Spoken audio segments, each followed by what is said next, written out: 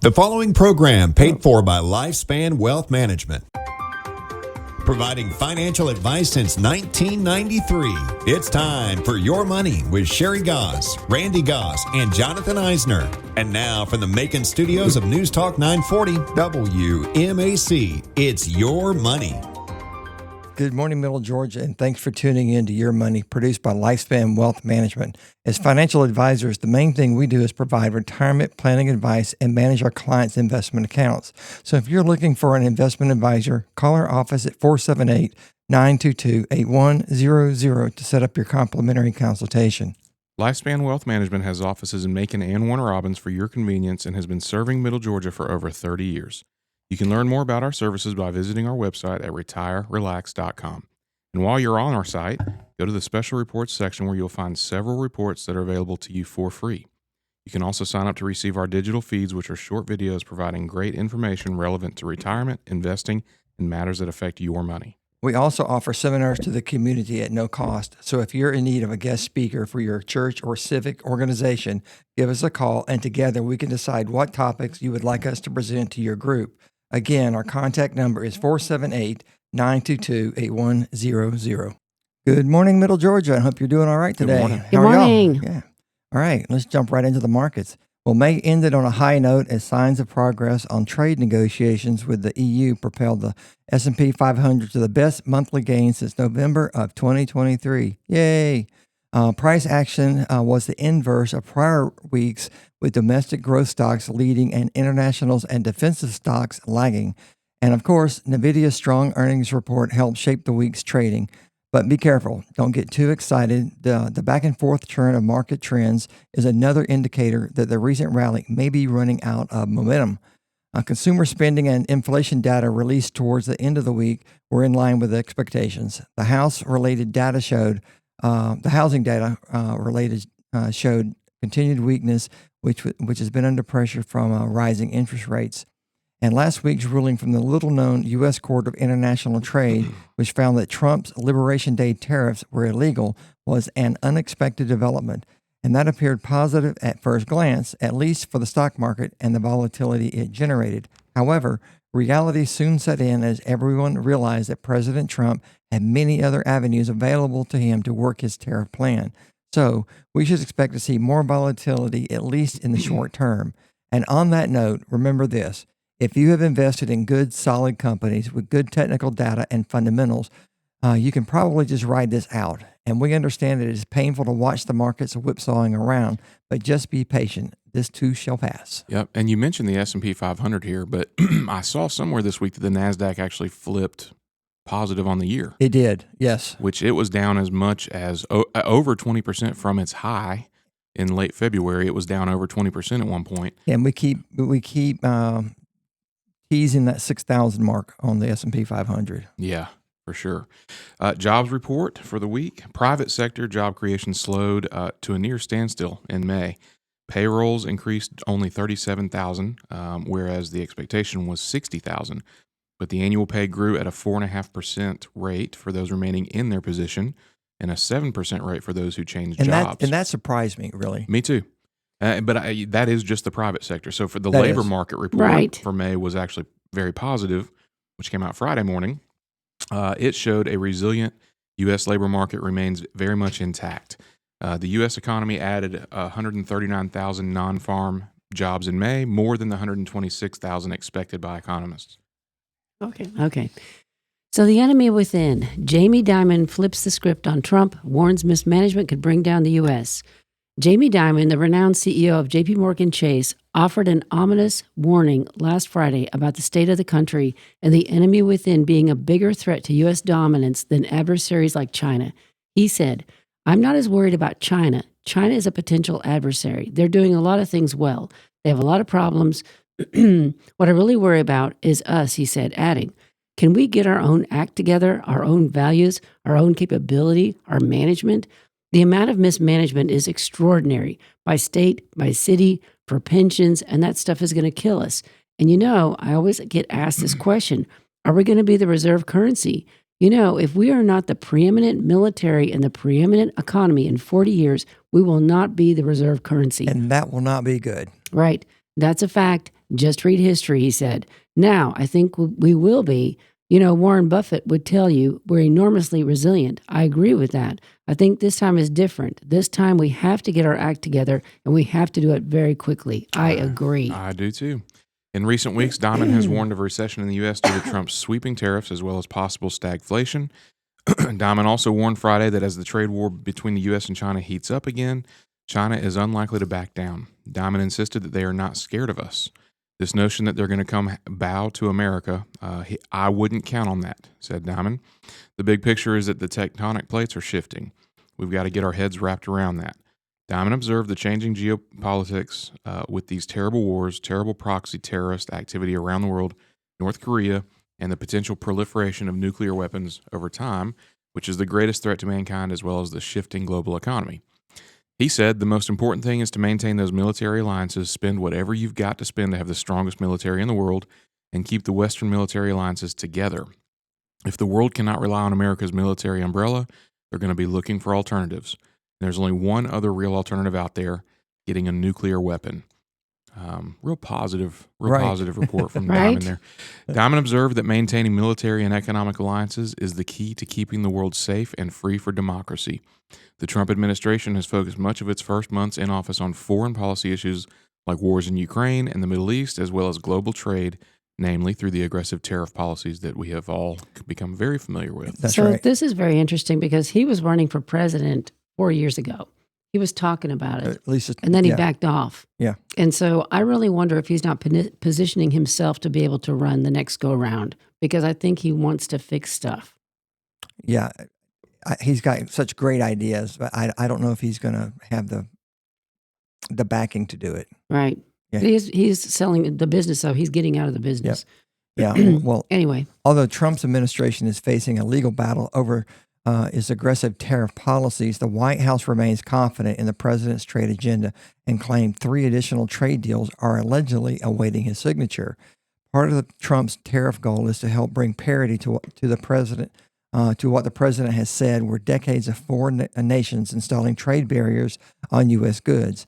However, Diamond argued we did a little bit too much, beginning with sweeping tariff liberation day. The financial powerhouse also encouraged the administration to focus on policies that maintain and expanded and grow U.S. economic alliances, particularly with the goal of helping Europe get stronger. Tied with foreign policy aspect, the administration is also committed to addressing domestic economic growth through the work of the Trump-backed Big Beautiful Bill. so the bill is a sweeping multi-trillion-dollar piece of legislation that advances Trump's agenda on taxes, immigration, energy, defense, and the national debt.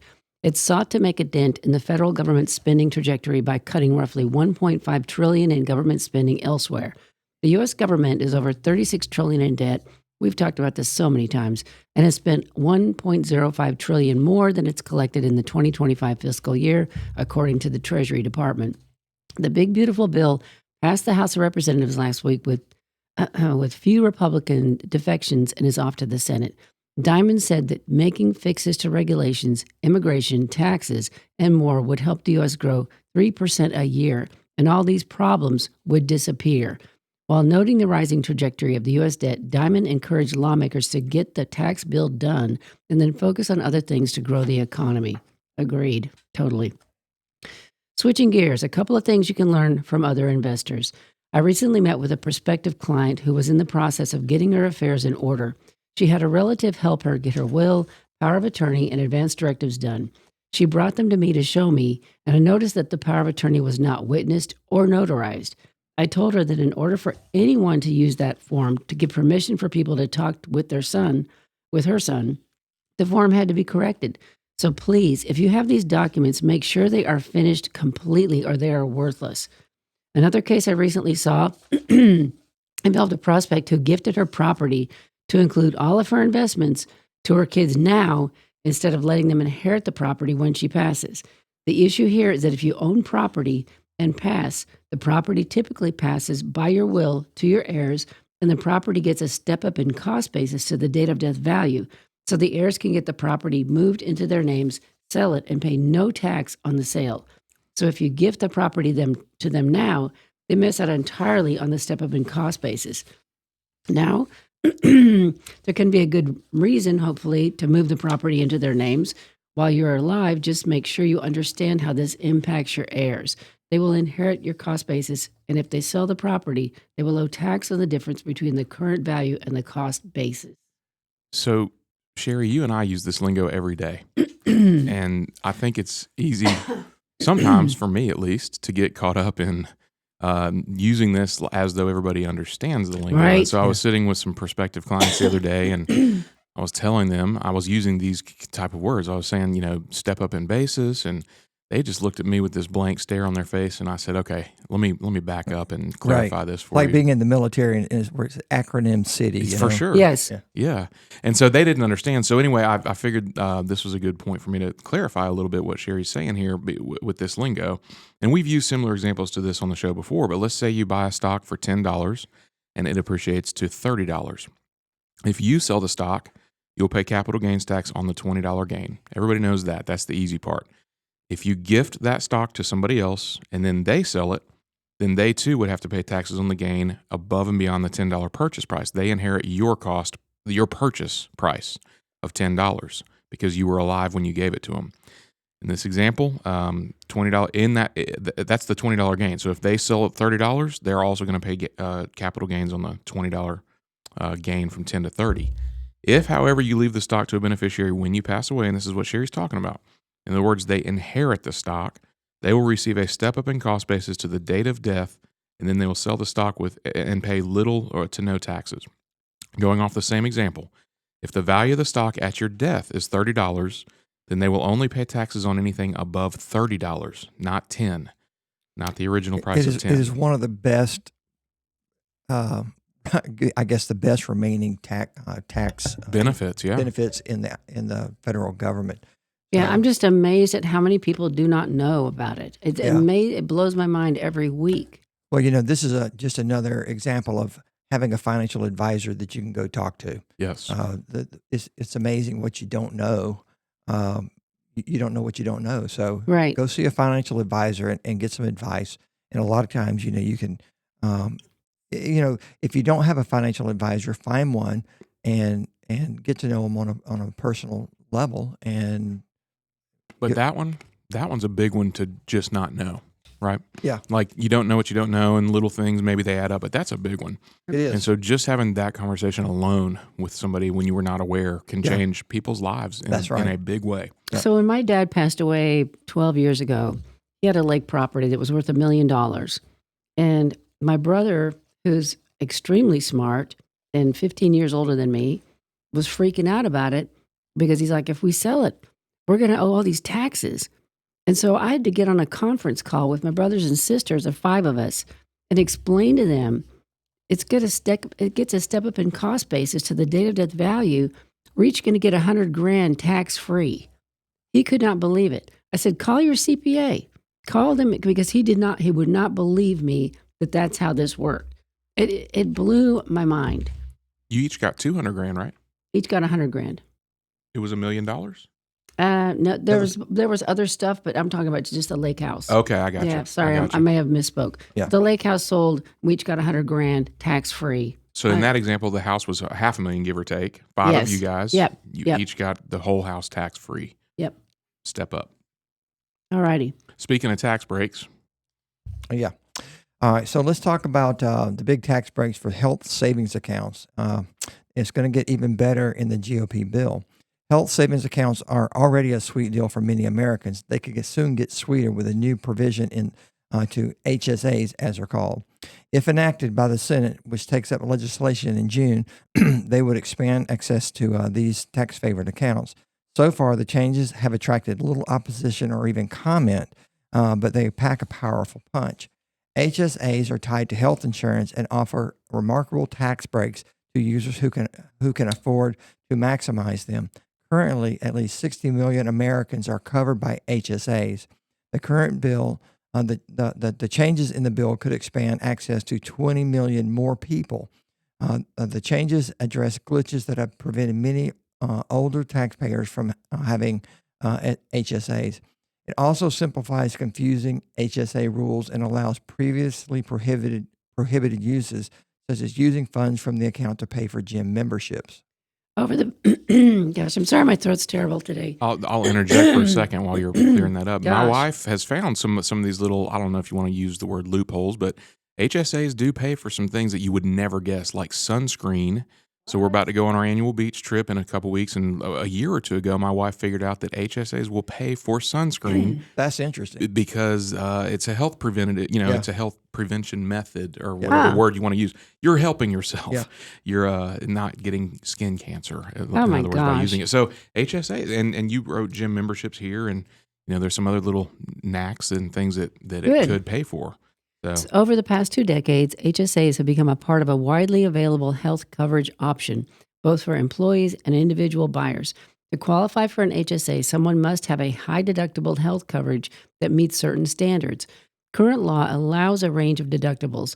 For 2025, a typical deductible for coverage in the individual market is about $5,000 for singles and $10,000 for a family, and about half that for employer-based plans. The healthcare coverage also has out-of-pocket maximums. To encourage people to use high deductible plans, the health insurance is paired with the HSA. Either the plan user or the employer or both can get a tax break for putting dollars into the HSA. When the account dollars can be invested and grow tax-free until withdrawal, withdrawals are tax-free too if they're used for a broad range of medical expenses that haven't been reimbursed by other means. yeah, it's a triple tax advantage, which, Randy, no other accounts offer a triple tax advantage, right? I don't think so. I don't know of one. Can't think of one. For 2025, the maximum tax deductible HSA contribution is $8,550 for a family and $4,300 for single coverage, plus an additional $1,000 for participants age 55 and up. And an important point to understand here is that you can max out your IRA and HSA in the same year. HSA owners who minimize withdrawals from their accounts, either because they have low health costs or can afford to pay current expenses from out of pocket, they get tax breaks even better than the ones for IRAs and 401ks. Tax-free withdrawals, for example, can be made long after expenses are incurred as long as the HSA owner has adequate proof of those. So for HSA owners, HSA owners can reimburse themselves for physician copayments or uncovered physical therapy fees many years after paying the actual bills. This makes the HSAs a great rainy day fund. So HSAs can also serve as supplemental tax-favored retirement accounts. Starting at age 65, the owner can take withdrawals for non-medical expenses and pay income tax on them, similar to payouts from a traditional IRA. One more thing. Children under age 26 who are no longer dependents but are still covered by their parents' insurance can fund their own HSAs if the parents' coverage includes an HSA. They don't have to use their own earnings. The funding can be a gift. The pending legislation has 10 provisions expanding the HSA benefits that would take effect for 2026 and beyond. So here are 4 of the most important ones. HSAs for Medicare Part A. Sorry, my throat is so weird today. Raspy. HSAs for Medicare Part A recipients. Current law prohibits HSA contributions by recipients of Medicare Part A, which mainly covers the cost of hospitalization. Many Americans are automatically enrolled in Part A when they turn 65. This provision shut many older workers out of employer health plans with HSAs, even if they preferred them to Medicare Part B and D options. The change would allow them to keep their workplace coverage if desired and contribute to an HSA. And the next one is the integration with the Affordable Care Act coverage. Current law makes it hard or impossible for HSAs to be part of some Obamacare plans used by individual buyers. The proposal would designate bronze and catastrophic plans, which have the highest deductibles, as qualified coverage eligible for HSAs and their benefits. This change would mostly help 2 groups. The first is older Americans who have retired but not yet reached the Medicare eligibility age of 65 and look to ACA plans for coverage. The second is workers under 30 who think they'll be healthy and opt only for catastrophic coverage under the ACA. Here's one of those cool little knack benefits. HSA withdrawals for fitness expenses. The proposal would permit tax-free HSA withdrawals for expenses for fitness programs or facilities that are not allowed under current law. The annual withdrawal limit for these fitness expenses is $500 for singles and $1,000 for families, and other restrictions may apply. For example, the HSA withdrawals won't be tax-free if the facility offers golf, sailing, horseback riding, or hunting. Too weird. It is weird, but it's better than it is now, right? Catch-up contributions by spouses to the same account. As is true for IRAs, there are no joint HSAs for married couples. Yet, each spouse is eligible to make a $1,000 catch-up contribution annually starting at age 55. Under current law, each spouse has to make this contribution to their own HSA. But what if one spouse has an HSA and the other one doesn't? The new provision would clarify that both spouses can make their catch-up contributions to the same HSA. It's pretty cool. So next up, real estate attorneys say that new home buyers should do one key task for long-term tax savings.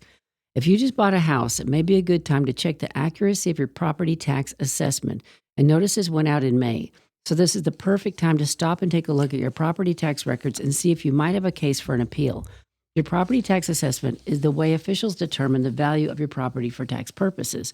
Inaccuracies about your home that factor into that formula could mean that you're overpaying. If it's inaccurate, you likely have most of the essential documents you need to appeal as part of the recent home purchase. The title report, for instance, is going to tell you the age of the house. You might have a home inspection report that details the property's flaws or a current appraisal that shows the value of the house and the comparable value in the neighborhood. A home sale will typically trigger a property tax reassessment because a property is changing hands with the new market value applied to the assessment. But the specific rules of when the new value is applied and the frequency of reassessments will depend on your area. Here's why it may be valuable to add reviewing your property tax assessment to your to-do list as a newly minted homeowner. Well, the first thing is property taxes are on the rise. In addition to your mortgage payment, home insurance, and maintenance costs, property taxes are another factor to consider as you assess your housing expenses. In recent years, property taxes have climbed because of rising home values and tax rates. The median property tax bill in the United States in 2024 was $3,500, and that's up to 2.8% from $3,349 in 2023, according to an April report by Realtor.com. Another point is that property tax records are not always accurate, and these inaccuracies may be costing you. It's not uncommon for properties to be overassessed, meaning you could end up paying more taxes than you should be, so it pays to check. And after all, it is your money. Sometimes it's because details in your assessment were never corrected over the years, such as an incorrect square footage of livable space or the number of bathrooms that are actually in your house. The National Taxpayers Union Foundation estimates that 30 to 60% of taxable properties in the U.S. are overassessed, based on reports from individual state tax assessors. That's crazy. Success in the appeal can lead to savings for several years as the change becomes the basis for the next assessment. While some state or local governments reassess annually, others have less frequent cycles with gaps of several years. Some have a no set schedule at all. So this downward adjustment in 1 year has a great residual effect on your annual assessment. Over 40% of homeowners across the U.S. could potentially save $100 or more per year by protesting their assessment value, with median savings of $539 a year, as according to Realtor.com. So this could be a great savings for you, and it's worth the time and effort. After all, it is your money.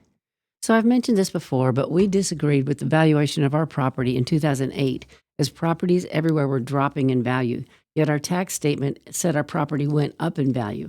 I filled out the back of the tax assessment form and sent it in, and this nice guy came by our house to meet with me, and he updated it that day and fixed it. It was uncommon to have something like that happen. I couldn't It's believe so seamless. I couldn't believe it. It was amazing. Yep. So, anyways, we've talked about buy now, pay later before, but here's an update. If you buy something and choose the option to pay later, it could show up on your credit report. Affirm, one of the largest buy now, pay later lenders this week, began furnishing data on all new loans to Experian, similar to how a mortgage or a car loan shows up in your credit report. So far, the change to this fast-growing form of consumer debt only applies to Affirm loans and Experian credit reports, but other lenders and credit bureaus may soon follow suit. TransUnion, for example, has started collecting data from 2 buy now, pay later providers and said it is working to make the information available to consumers and lenders soon, once it has a more complete data set. Please talk to your family members about this. They have to make their payments on time or it will hurt their credit. You've been listening to Your Money, produced by Lifespan Wealth Management with your hosts, Sherry Goss, Randy Goss, and me, Jonathan Eisner. If you'd like to contribute to the show, you can email Randy at rfmoney.com with a question or topic that you'd like us to cover in a future broadcast. Our number is 478-922-8100. We have offices in Macon and Warner Robins for your convenience. And you can find out more about us by visiting our website, retirerelax.com. Lifespan Wealth Management has been serving the Middle Georgia area for over 30 years, helping people like you achieve their investment and retirement goals. And if you're in need of a financial advisor, please contact our office at 478-922-8100. We also offer seminars to the community at no cost. So if you are in need of a guest speaker for your church or civic organization, give us a call and together we can decide what topics you would like us to present to your group. Again, our contact number is 478-922-8100. Now back to the show. I'm going to insert this. We didn't put it in the write-up, but I have some personal or close people to me experience this lately or recently. Be careful where you update or buy your passport from. There are a lot of passport scam websites out there. Oh, no. Did a little research on this. It's a 5-minute search will tell you only get your passport and updated passport information from a .gov. Yes. That's probably basic knowledge, but maybe not everybody knows that. So any of these third-party websites that claim to help you with your passport, they're not going to help you. They're going to charge you, this is what I learned, they're going to charge you somewhere between $60 and $100 to provide you with the form. I can't remember the number of the form. The government form, same one you can get from the .gov website for free, and then you fill it out on their website. Oh, with all your personal information. Oh, my gosh. So as if getting all your personal information isn't bad enough, they charge you $60 to $80 to get all your personal information, and then they don't submit the form to the government so that your passport You don't get a passport. Right.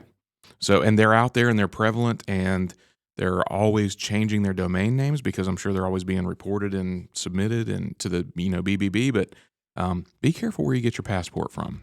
Good. So, that's a good one. Good information. That's this week's scam alert. Can AI be trusted in schools? Artificial intelligence has become a school troublemaker.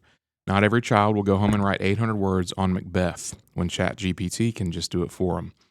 In Turkey, and I got to say, if ChatGPT had been around when I was in junior high and high school, I would have used it. I probably would have used seriously? it because I'm not a fan of Macbeth.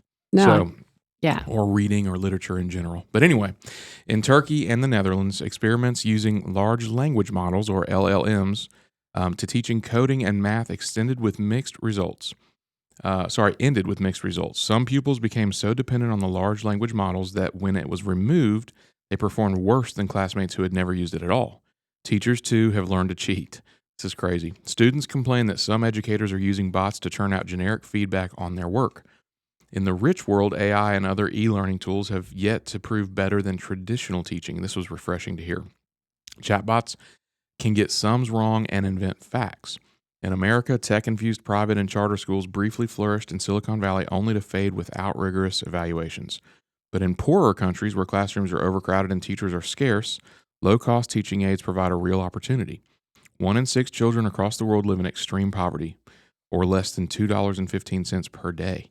In low and middle-income countries, an estimated 70% of 10-year-olds cannot read a simple story in any language. That is so sad. It is. In sub-Saharan Africa, the figure is closer to 90%. A working paper published in May by the World Bank suggests that AI may offer a partial solution. All right.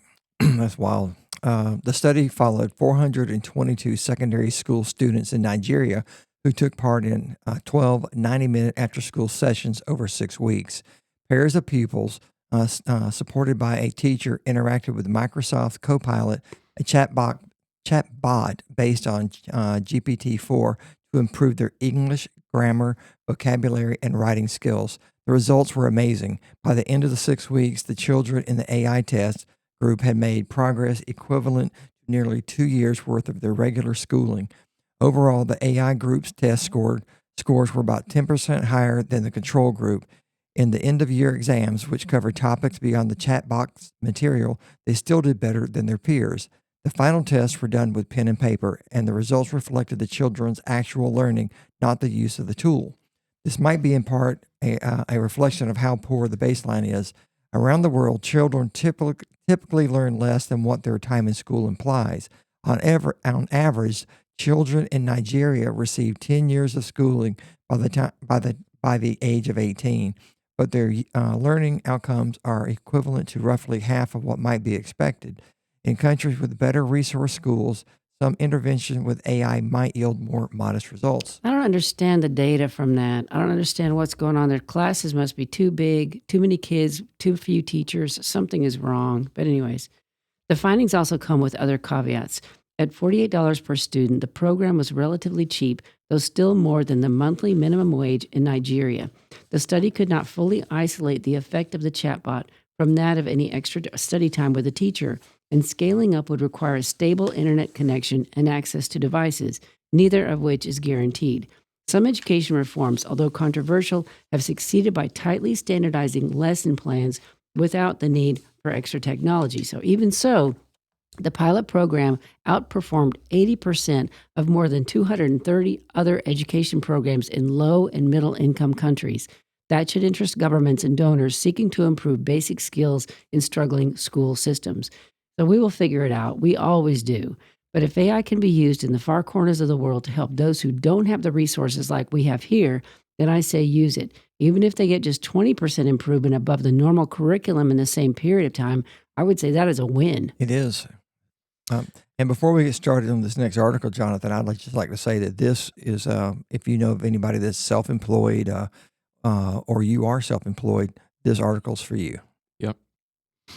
When a person goes out on their own and creates their own business, one of the things they will soon miss as a newly minted self-employed entrepreneur is the 401k they may have had at their old employer. And that's one of the big considerations you need to consider when opening your new business, your own financial future.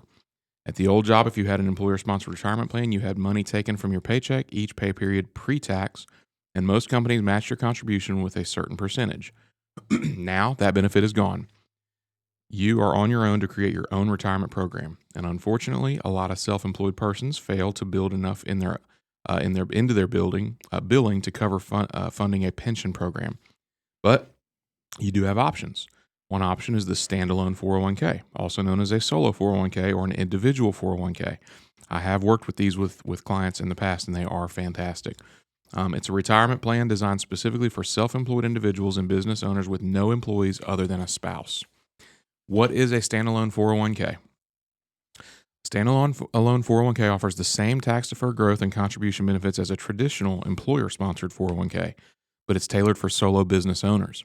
You can make contributions both as an employee and as the employer, which meant that you could potentially set aside more money than with a traditional IRA. For example, in 2025, you can contribute $23,000 as an employee, plus an additional $7,500 if you're over 50 as the catch-up contribution, and then up to 25% of net self-employment income as the employer, capped at a combined total of $69,000 or $76,500 with catch-up. Those are strong numbers. $69,000. It's awesome. That is just incredible. Or $76,000 if you're over 50. And the traditional IRA limit is $7,000 or $8,000 if you're over 50 or older. So Strong. It's significantly higher. Well, as for the control and cost, because it was your own plan, you have full control over how it is invested.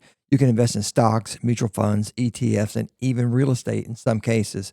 You can set it up through a number of low-cost providers, and the administrative burden is minimal since you have no employees. The only additional requirement once the plan reaches $250,000 in assets, you will need to file a Form 5500 annually with the IRS. You can get the same tax benefits and flexibility that you would have as an employee at your job, but you will have you'll have it as a solo operator. That would lower your taxable income. Or you could pay the taxes now and go with a Roth account and withdraw the funds tax-free in retirement.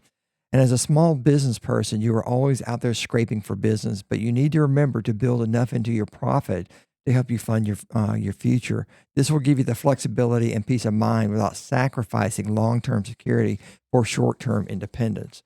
As your business grows, so will your nest egg. And while you will probably still work long days and long nights, you won't have to worry about whether you are falling behind on your retirement planning. After all, you're not just building a business, you're building your retirement and your future. So when I started my own business, I opened a SEP IRA that allowed me to contribute up to 25% of my income pre-tax, and that amount today is $70,000. I put as much as I could into it when I was just getting started and was maxing it out until I bought Steve Rosenberg out. And now we have a simple plan. Because I own the business, I can't do that anymore. So I really miss it. And so if you're a self-employed person, please look into these options because it is unbelievable what it can do for you long term. And if you need a financial advisor to sit down and talk with, give us a call.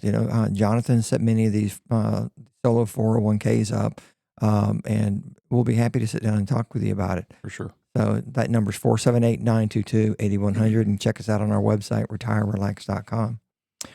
All right, let's talk about solar leases and landowners. All right, hunters and botanists and residents worried about water quality lined up to oppose the installation of 2,100 acres of solar panels next to the wildlife preserve, but it was the plight of the local black bears that doomed the proposal from Silicon Ranch, which is the South's largest solar operators.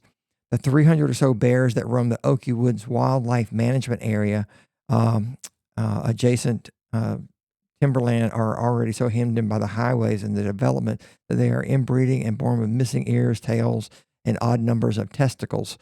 Silicon Ranch said it would keep more than half of the roughly 4,700 acre property free of solar panels and leave wildlife corridors between the arrays, which would generate enough electricity for about 50,000 homes. Houston County commissioners were not swayed and withheld the zoning permit for the $300 million project last year. Silicon Ranch rolled up the blueprints and went scouting for other locations. It was a reception much different from when Nashville, Tennessee company arrived in 2020 and built a 705-acre farm along Interstate 75. The solar farm, built on a freshly logged timberland, was hailed as a shining example of rural economic development, and they were met with open arms back then. Solar farms have proliferated across the South, replacing swaths of timber and enriching landowners who have struggled with 2 decades of depressed log prices. Lately, though, solar developers are encountering obstacles, and not just bears. Sentiment regarding renewable energy has soured. President Trump has spent much of his term dismantling his predecessor's efforts to foster renewable energy development in favor of fossil fuels. Trump temporarily stopped work on a big wind project off New York's coast to force state officials to reconsider left-for-dead gas pipeline proposals that he promised to revive. His tax and spending bill making its way through Congress would end incentives for residential solar projects, and phase out those for larger arrays by 2028 instead of 2031. Meanwhile, local opposition has welled up over tax abatements, aesthetics, erosion, and future cleanup obligations. Far-set Americans used to be mainly concerned with the cost and reliability of electricity. Now they fight over how it's produced. He said it has now become politicized. Southeast of Perry in Pulaski County, a 2,800-acre array stalled because an economic development board refused the developer a tax break. County employees calculated that the abatement would shortchange taxpayers after the expense of making dirt roads passable for construction equipment. To the southwest, a federal jury awarded a couple $135 million after runoff from another Silicon Ranch project muddied their fishing lake. A federal judge overruled the damages amount and the parties settled in January. Yet the jury made clear how rural Georgians feel about solar farms. Many of the brightest spots in the U.S. economy and the stock market, including AI, data center construction, and electric vehicles, depend on a rising supply of electricity. Solar panels are expected to contribute a lot of that. The Energy Information Administration forecasts that solar generation capacity will eclipse that of coal midway through next year and blow past wind power by the end of 2026. By then, solar panels will produce about 8% of U.S. electricity, up from 5% last year, according to the EIA. Solar is the lowest cost, quickest form of generation you can bring to the grid, Farr said. The only real constraints on the growth are transmission systems and the industry's social license to operate. The southern solar boom began in Texas and Florida and then spread. The Southeast has sunshine, flat land, and large landowners looking for ways to make money besides growing pine trees. Millions of acres of Virginia to Florida and west to Texas were planted with pine in the 80s when crashing crop prices prompted the government to pay southern landowners to grow wood for mills instead. A glut of pine was ready to be cut when the housing market crashed in 2008, and prices for logs have been depressed ever since, languishing no matter how high lumber prices climb. University of Georgia researchers found that solar leases pay nearly 10 times more than raising loblolly pines on even a few acres. It's consistent income for a very long time, and landowners don't have to lift a finger. That appeals to a lot of people because there's no upkeep to the land. All they have to do each month is collect a check. Solar farms have become much larger since then. That's been Trump's big gripe. Trump doesn't like all these mega farms and believes the general public does not like them either. He says the massive solar fields built over land that cover 10 miles by 10 miles are ridiculous. None in the U.S. are that big, though, yet. The space needed to accommodate the project's gains in solar generation is enormous. The timberland company Rayonier estimates that solar developments will need as much as 250,000 more acres annually over the next 5 years. A 583 solar acre farm operated on its land in 2023 in Texas, and developers have options on another 39,000 acres. Weyerhaeuser, the largest private U.S. landowner, has leases or options for about 70 solar projects covering roughly 130,000 acres. And many of these options will never convert to leases, but those that do will be extremely lucrative. Rayonier's southern land produced about $80 an acre of earnings before interest, taxes, depreciation, and amortization last year, growing pine trees, CEO Mark McHugh said. Solar leases generate between $800 and $1,200 an acre, he said. When solar developers buy land, they usually pay 5 times the timberland value.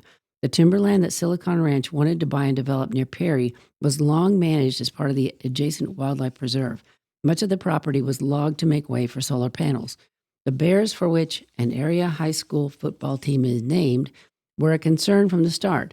Ben Carr, a graduate student of the University of Georgia who studies them, said bears can coexist with timber operations, living in the slash piles left by loggers and feeding on the blackberries that sprout. He presented research at public meetings showing how development reduced their range and pushed sows and their cubs from familiar territory. He described the deformities turning up due to genetic isolation. Those are warning signs, he said. Farr, the Silicon Ranch CEO, said he regrets not engaging more with locals to discuss how the company could protect wildlife and blend agriculture with energy production.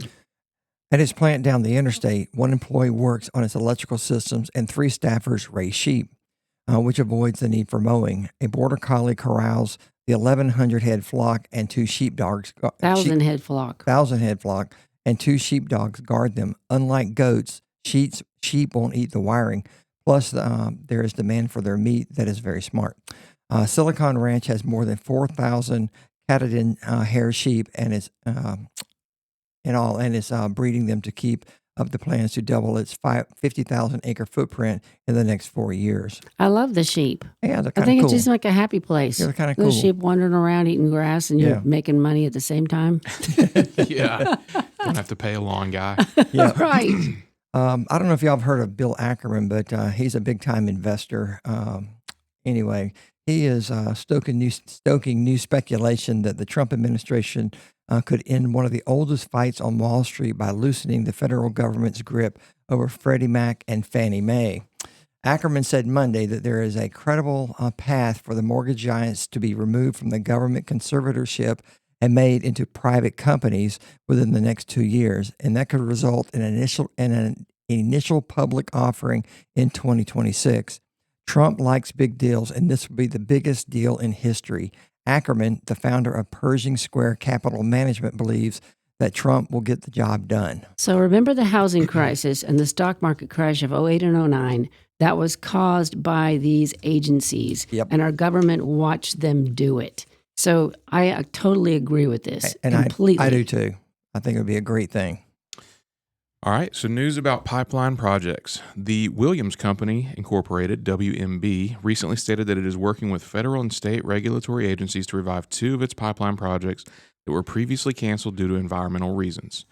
These natural gas pipeline projects include the Northeast Supply Enhancement, or the NESE, running from Pennsylvania to New Jersey and New York, and the Constitution Pipeline, which links Pennsylvania to New York. WMB mentioned that these projects were canceled after years of fighting over necessary regulatory permits. The Constitution Pipeline project was halted in 2020 after several years of battling for permits from New York regulators, while the NESE project was canceled in 2024 after fighting for permits from regulators in both New York and New Jersey. After the Trump administration began to show support for natural gas projects in the United States, Williams decided to reinstate these projects. A Williams spokesperson has mentioned that the company has written to the Federal Energy Regulatory Commission to reinstate the Certificate of Public Convenience, which is a necessity so that it can restart the pipeline project. This certificate is necessary for the construction and operation of interstate pipelines. Right. And Williams is also engaged in discussions with the environmental regulators in New Jersey, Pennsylvania, and New York for the reinstatement of pipeline projects. Meanwhile, the company stated that it will be filing the necessary applications with the state environmental agencies to secure permits that will enable it to move ahead with the NESE and the Constitution pipelines. These pipeline projects are necessary to solve the long-standing issues with natural gas supply in the Northeast. According to the company, these constraints in supply lead to higher energy costs and consumer and greater demand for fuels having higher emissions. The decision to reinstate these projects followed the Trump administration's withdrawal of the stop work order on the Equinor's Empire Wind project off the shore of New York. When the Trump administration revoked the work order, it engaged in extensive discussions with the New York governor to kickstart the project. Part of these discussions included the governors agreeing to let the new pipeline capacity come online. While the governor has not endorsed any new pipelines, she said that New York is willing to cooperate with the president on the new energy projects that adhere to the state's laws. I hadn't seen anything in the news lately about Alaska. Trump had approved a project there, then Biden shut it down. But last year, Biden approved an Alaska oil project called the Pikka Project. Since his election, Trump has stated that he would approve even more land as part of his drill baby drill agenda. Alaska is estimated to contain 90 million barrels of oil and 1/4 of the world's undiscovered natural gas reserves. The Pikka Project plans to hire 430 employees by the end of this year and will span 152 square miles, which is the size of Denver. Alaska's share of U.S. oil production has declined from the high of 25% in 1988 to less than 4% as of 2022, and the citizens of Alaska will get a piece of the profits. And what if Alaska could use some of this energy to power chip manufacturing? I mean, just think about that. Right. It could be phenomenal for the state. Huge. Anyways, healthcare providers are adopting cloud tech to make patients' lives easier. So don't freak out about this. Cloud technology is changing the game in retail, streaming, and financial realms, especially when it comes to quickly processing generative AI. It's also become essential for healthcare providers who are more and more reliant on the cloud to make not only their own lives easier, but those of their patients. In fact, say experts, when it comes to the healthcare space, the cloud is really having a moment. And we're just now at the point where the technology can handle your electronic medical records in the cloud. I wonder if I can stop filling out those pieces of paper every time I go to the doctor now. Well, I don't know. Anyways, cloud technology means, in the simplest terms, that computing resources are not on the premises. Another way to think about it is that a third party is employed to maintain and manage the infrastructure required to house all the software used by a business such as a hospital. And it's a setup that's beneficial to all involved, including patients, as the goal should be not to make technology the center of the action, but to make technology an enabler of great patient outcomes, experience, and quality, and safety. Here are 3 ways healthcare is leveraging cloud technology to do just that. And how can this technology be a benefit to you and in intangible ways? Number 1, better doctor-patient connection. Seems counterintuitive that technology can help personalize the doctor-patient connection, right? But Sethi says that the cloud plus AI can help a provider quickly and accurately make patient predictions and treatment plans through clinical summarization tools.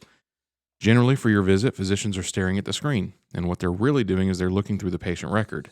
Thanks to cloud technology running more and more systems, they press a button and the clinical notes are summarized. We can relate to this with our new software. But what it does is enable the doctor to look at you, make more of a connection, and that will help him or her to make a more specific clinical decision on the spot.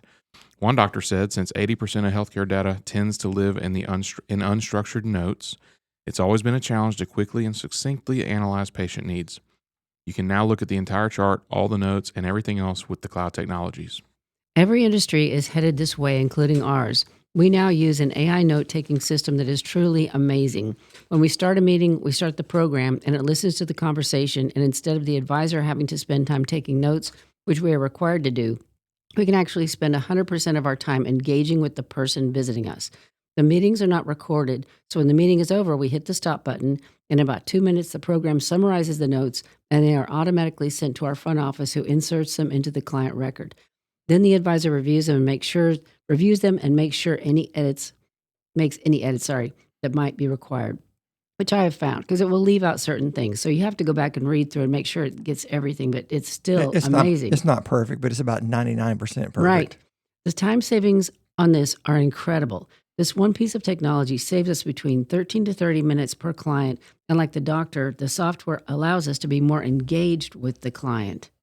Yeah, and as I was mentioning a minute ago, I can attest the software has been a huge, huge time saver. I might even go as far as to say it takes better notes than I do. They are more structured for sure. This is amazing. And they take a lot less time. Anyway, seamless record sharing and physician collaborations. While patients may have zero realization that cloud computing has changed the game, what they would see is that they have more frictionless experience of getting their lab results from another system, or maybe getting their prescriptions authorized or prior authorizations. Whereas in the past, it relied heavily on fax machines and systems that we look at today as antiquated. It can also bring ease of use for sharing through electronic health records systems too. That means that when you go to a different healthcare facility and they want to exchange information with your previous provider, such as sharing an X-ray or an MRI or a lab report, for example, it is a breeze. Now, here's what, Sherry, I think you were referring to, and this is what I want. I want to see the new patient questionnaire standardized and automatically completed for you.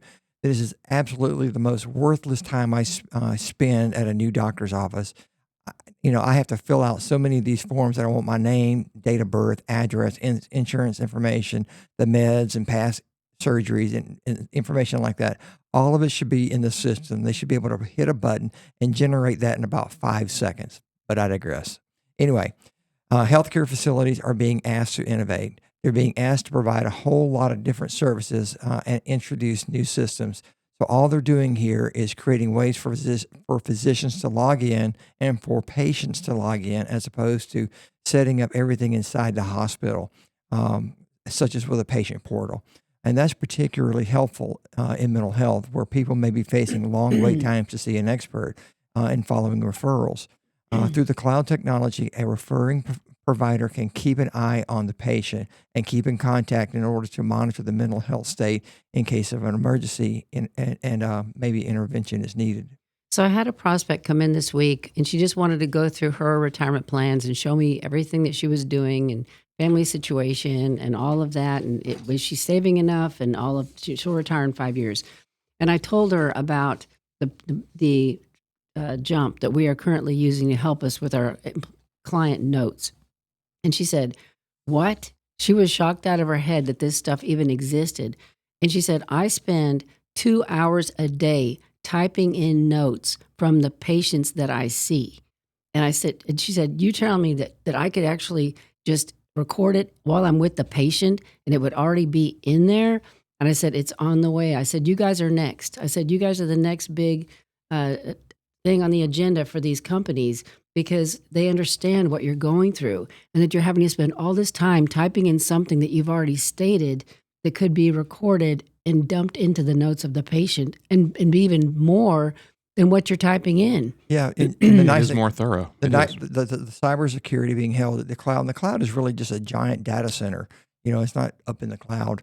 It's this giant data center, and they have standardized cybersecurity rules, and it's more robust than, say, a hospital can probably provide. Yes. That's the big deal. So anyway, we're down to the last 40 seconds, Sherry. Can you talk about GoodRx? Oh, yeah. GoodRx. So I had a client I met with years ago. 30 seconds. I was able to save her $300 a month by going into GoodRx, and you download the app on your phone. You type in the drugs that you take, and it tells you what the prices are based on which location you go to. And it was amazing how much she could save by going to, I think she went to Walmart. That was the cheapest price. But GoodRx is downloaded on your phone. If you're taking any medications, type them in and see where is the cheapest place to get that drug refilled. You'll be blown away. So go to goodrx.com. Yep, goodrx.com, create an account, and there you go. All right. Thanks for being with us, everybody. Thanks for listening to Your Money, produced by Lifespan Wealth Management. As financial advisors, the main thing we do is provide retirement planning advice and manage our clients' investment accounts. If you're looking for an investment advisor, call our office at 478-922-8100 to set up your complimentary consultation. You can learn more about our services by visiting our website at retirerelax.com. And if you'd like to contribute to the show, you can email me, Randy, at rfmoney.com with a question or a topic that you would like for us to cover in a future broadcast. And we look forward to connecting with you next week. Have a great weekend, everyone.